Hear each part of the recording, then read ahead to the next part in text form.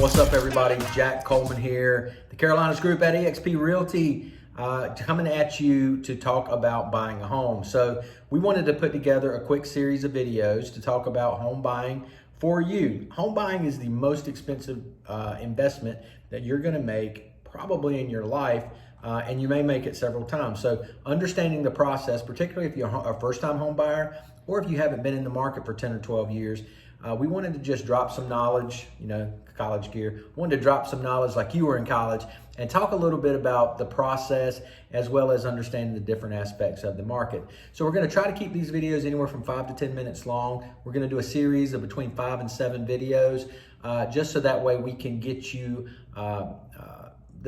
as much information in bite-sized chunks to keep from overwhelming you at the end of the day. So let's jump into buying a home. So the first thing you need to understand about home buying is timing. Timing is everything, and in the real estate business, timing is of the essence. So that basically changes and shifts a little bit based on the type of market that you're in. Now, currently here in the Carolinas and probably all over the country, as a matter of fact, I know it's all over the country, we are in what's called a seller's market. That means that the advantage goes to the seller in negotiations. The reason that is, right now, there's 3 mitigating factors as I see it that is rolling that. One of them is COVID-19. The second one is low interest rates. And the third one is people upgrading their lifestyle or their home office or their virtual school. And basically all that has to do, it can kind of roll back into COVID-19. So at the end of the day, there are a wealth of buyers, super low interest rates, which are driving buyers into the market because it's cheaper to buy now right now than rent. Keep in mind though, interest rates, what goes up, what goes down must come back up.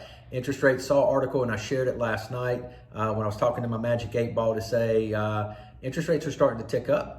And they're at the highest that they've been, I think the article says, since July of last year. So you're starting to see interest rates tick back up. So we're going to explain a little bit more what that means in another video, but just wanted you to keep in mind, for those of you who are watching this and you understand that interest rates means higher payments if the interest rate is higher, or lower payments if it's lower.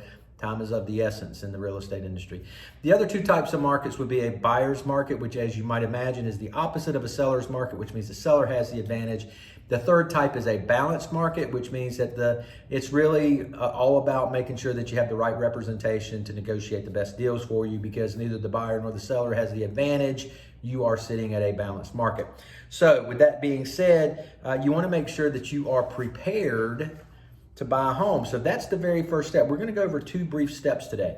So the very first step is it sounds silly to say, but it's to make the decision to buy a home. So now, why is that important? Because buying a home is not just something that you do willy-nilly. Willy-nilly is an official word. If you go into Webster's dictionary, it's probably not there. But here in the Southeast, it is a word. So you don't want to go into the home buying process willy-nilly. You want to make sure that you've made good decisions and that you prepared yourself along the way. Now, a lot of people make the mistake, and the very first thing they do is pick up a phone and call a realtor, and they start the process of setting up home searches and that sort of thing. I don't think that's a terrible idea, but I also don't think it's the best route to take, because at the end of the day, we're going to talk about the process that you need to go to before you're in that interview process with realtors. Because at the end of the day, a realtor is going to ask you a series of let me rephrase. A great realtor is going to ask you a series of questions that's going to lead him or her to the right decisions for you and the right homes to help show you, or the right options, not decisions. And at the end of the day, what we want to make sure we do is not put you in a situation where you're seeing things that you're not going to be able to get at the end of the day. So you've made the decision to buy a home. You understand this is the most expensive purchase of your life so far, most likely, unless you're downsizing. But understanding that at the end of the day, you want to buy a home. So let's talk about the next step, which is understanding your credit. Okay. This is probably one of the biggest challenges that I find with a lot of first-time home buyers. Is I always ask the question, are you pre-qualified for a mortgage? Do you understand what's on your credit? The reason I ask those questions is because at the end of the day, and we're going to talk about it in another video, if you don't know what you can buy, I can't show you what to look for. And if I go and show you a home that is way out of your price range and we really don't know it, based on information.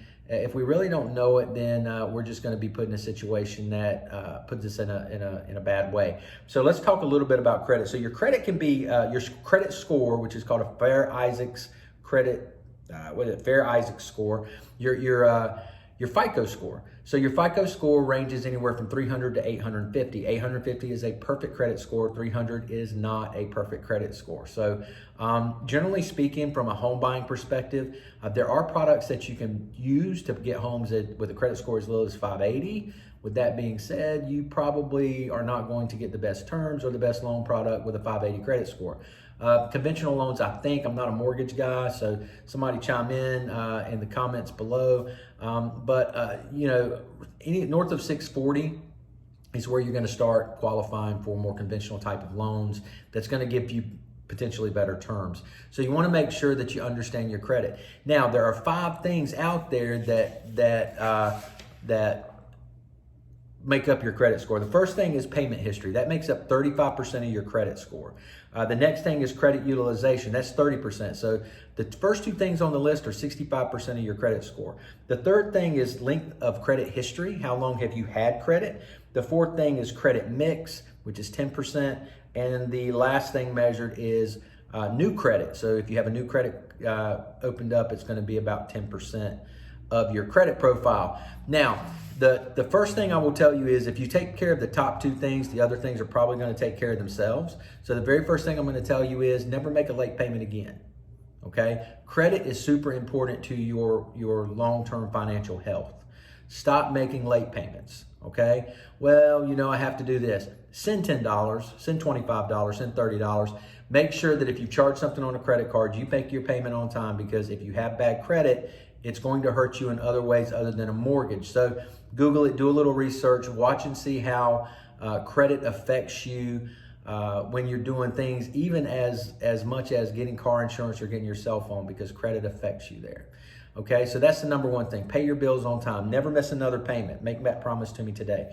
The second thing is credit utilization. If you have revolving credit like a credit card or a house account with a furniture company, whatever, keep your balance below 30%. Okay, anything above 30% is too much. Anything below 30% is the right number. Do a little bit more research and understand what that's going to do for you. But what I will tell you is credit utilization under 30% keeps you in the green zone and allows you to your credit score to move up. Maybe slightly, but it still moves up, and it shows that you're using your credit responsibly. Okay, credit linked history. Start credit early and move on. Credit mix, that's your profile, making sure that you have the right balance of products, credit card, car payment potentially. Different things are gonna raise your credit score or lower your credit score. And then new credit. I say, if you can help, if you can avoid opening up new credit, don't open up new credit unless you don't have good credit or you don't have any credit at all. Then that's the only kind of credit you can get. So those are the 5 things. So the one thing I will tell you is if you check your credit and you have bad credit, okay? So you check your credit and you have bad credit or you have substandard credit, your credit score is below that 640 mark. There's ways for you to fix that. So you don't really have 2 options, okay? The first option is fix it yourself, okay? There are tools and there are resources, there's Facebook groups, there's all kinds of things out there for you to learn to fix your credit, okay? Because I promise you that sign that's sitting on the side of the road that says raise your score 80 points and 90 days guaranteed, number one, that's not gonna sustain probably. Number 2, they're not doing anything for their $150 that you couldn't do on your own, okay? Everything, I'm gonna say that for the people in the back, every single thing that company is going to do for you to raise your credit score, you can do yourself. But you have to be able to do it, because anything easy to do is also easy not to do. The second thing I'm going to tell you is there are reputable credit repair companies out there. So Google is your friend. Make sure that you find a reputable credit repair company if you don't want to do it yourself. Maybe you don't have the time, patience, nor energy to deal with it. Completely understandable. But with that being said, make sure that you are prepared, that it's going to cost you a little bit, but not necessarily a terrible thing. So that's Credit 101. That's the opening salvo of our how to buy a home. So the first thing is know your market. The second thing is know your credit. Okay, so video is about 10 minutes now. We're at the 10-minute mark. So let me know if you found what I put out here useful. We're going to do another series of videos that's going to lead up to the final closing table. Give me a call today, 704-975-4600. My name's Jack Coleman, Carolina's Group of DXP Realty. Hope you found this video useful. Smash the subscribe button. We'll talk soon. See ya.